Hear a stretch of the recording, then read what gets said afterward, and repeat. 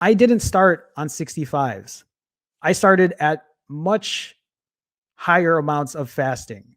I was doing 90s. And before that, I was doing like 165s, 168s, whatever. I was doing much longer fasts. If I really just wanted to lose all the weight as quickly as possible, I should have just kept doing 168s because that is what netted me the the biggest performance. But the one thing that I want to share is we all have motivation. At the very beginning, we have so much motivation, especially when we haven't been starting this journey. We're like, yeah, I can do it. I've watched such and such person do it. I've seen them do 10-day fasts, 15-day fasts, 25-day fasts, right? And you tell yourself that you can do it as well. And that motivation is super high, super high.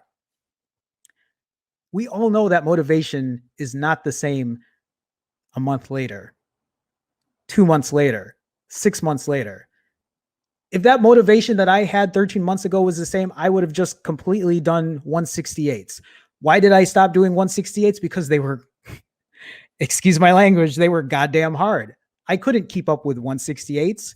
Eating once a week, I couldn't do it. That's like, for me, it was not sustainable. It was not sustainable, which is why I started lowering that number. And I said, okay, I'll try to do 168s if I can. And most of the time I couldn't.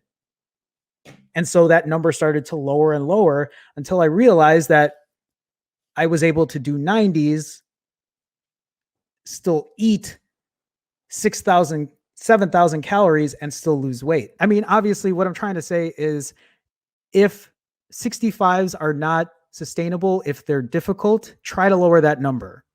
Try to see if something lower is more helpful. This is also for anybody who is having difficulty, right? If you're in a tough spot and you're not sure where to go or what to do, it doesn't mean that you have to quit fasting altogether.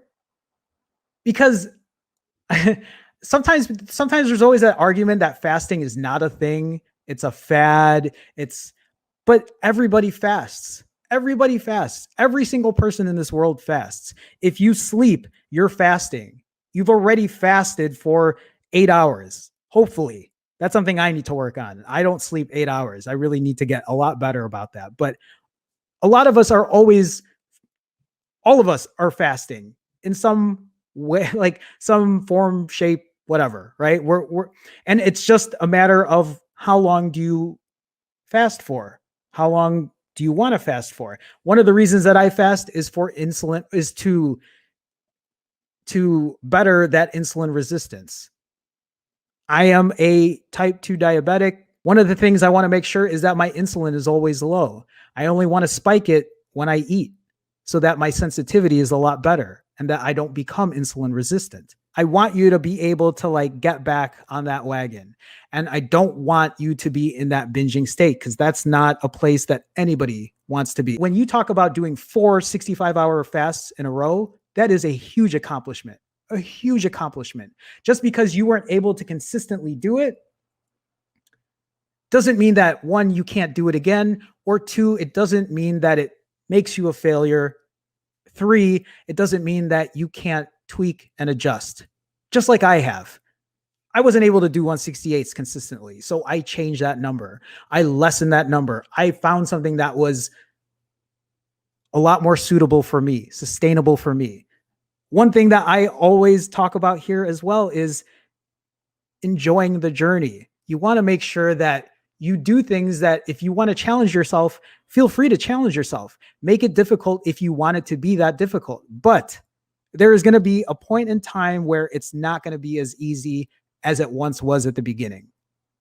It might be for some people, but for people like me, for people like, finding that consistency is so important, because doing something that's going to like net you 25, 30 pounds of weight loss in a couple weeks, a month, whatever it is, you can find great motivation and encouragement from that, but it's not always going to last that long. I think it's really important to find continuing success not only in the first month, but to tell yourself that 6 months down the road, 8 months down the road, that you're still doing it. Whatever that turns out to be. Nancy planned to do a 168, was not able to do so, did a 113, broke her fast. She refed. And then instead of hopping right into another 168 or whatever it is, extended fast, she just gave herself a 23-hour fast. Maybe that's something you want to try as well. The one thing I've talked about in the past is doing alternating fasts. I was doing alternating 90s and 65s because I just was not, at the time, I wasn't really feeling 90s. I couldn't do it consistently. So I did a 90, a 65, a 90, a 65, and then that was suitable for me. Maybe for you, if these 65s are difficult, maybe do what Nancy's doing. Set yourself up with a fast, do a 23. If the next day you want to do something longer, feel free. But if you want to do another 23 because that felt comfortable for you, do that. Just keep in mind of the calories you're putting in. I always talk about being at a caloric deficit if you're trying to lose weight, but maybe at this point, it's not even about the calories. Maybe at this point, it's just about trying to find some kind of consistency, whether or not that's staying at the 23s, feeling comfortable with that, and then just trying to push a little harder the next time. Staying on that wagon instead of like falling off and losing that wagon for like weeks on end, months on end, is a vicious cycle that I don't ever want to really get back on again. It isn't. Like, the one thing I love is seeing people find success, but it's also very hard when I know people are struggling, and I want people to figure out where their next step is, whether it's getting back on that wagon, staying on that wagon. I'm learning as well. This is always going to be a process for me. And I hope that, like, as time goes on, I will keep finding new ways to better my health, improve my life.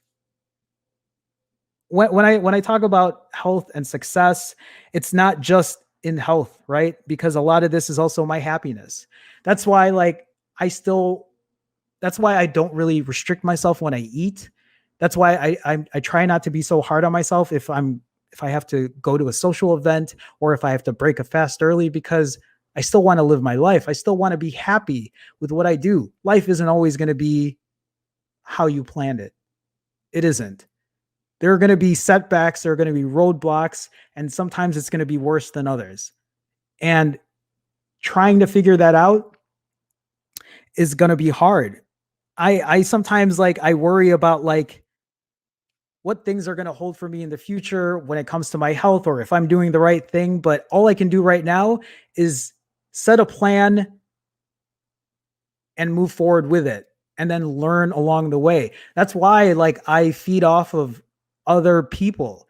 I want to learn. I want to gain as much knowledge as possible. I want to keep myself as healthy as possible because I want to live a long life. I do.